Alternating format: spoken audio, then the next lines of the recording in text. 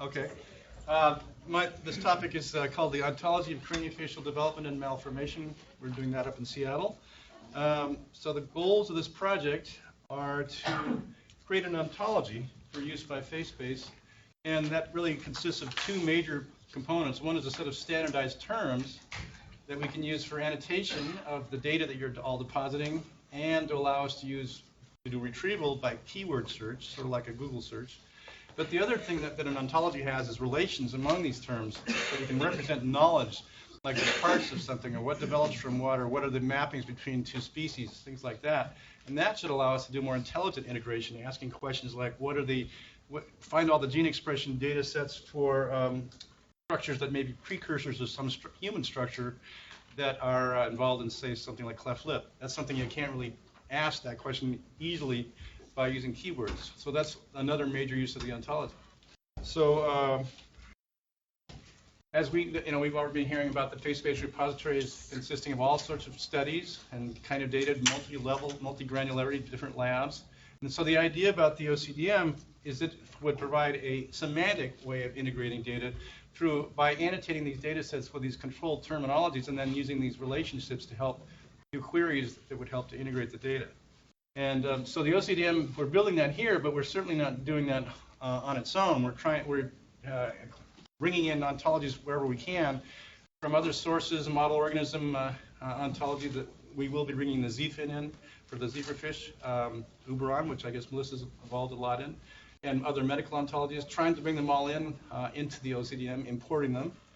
And so what we see the OCDM really is part of the infrastructure of the FaceBase consortium. It'll be down below, under the hood, along with the hub data. It's just something in parallel to the hub data. And our job for this project is to update the OCDM and provide versions of it to the hub. We'll then make it available through various applications. So the end users, all of you, will just hopefully see these very nice and easy to use interfaces and won't have to even know about this, except as it provides nice terms for annotating your data or for retrieval.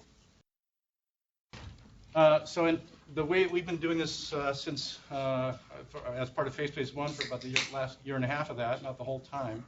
And basically the principles are that we're basing it on a human anatomy and development, which comes from our own foundational model of anatomy called the FMA, which is now becoming a standard, probably the standard for anatomy ontologies, being developed by Onur Mahino right behind in the back of the room there.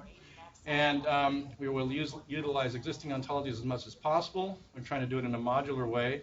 And we'll try to use ontology best practices, which these days means developing it in a semantic web representation, OWL2, web ontology language. So that's the way we're trying to do this. And so in FaceBase 1, as we know, the main use case was cleft lip and palate, and/or palate. And the species were mouse and humans. And so what we did in that was develop an overall framework for building the OCDM, and then filled in specific anatomy for these use cases, the mouth and nose. And we brought in, because it came from the FMA, which is over 100,000 classes and concepts, we could bring in additional anatomy of the head for free, essentially, because we're basing it on an existing ontology.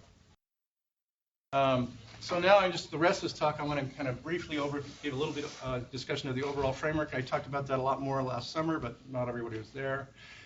There's also a paper in Seminars in Medical Genetics that gives you an overview of this overall framework. A little bit about what we've done in the last, since FaceBase 2 started, our milestones for future content, and then actually most of you won't care about this, but ontologists will. For years, people have been asking us to convert the FMA to OWL2 from our original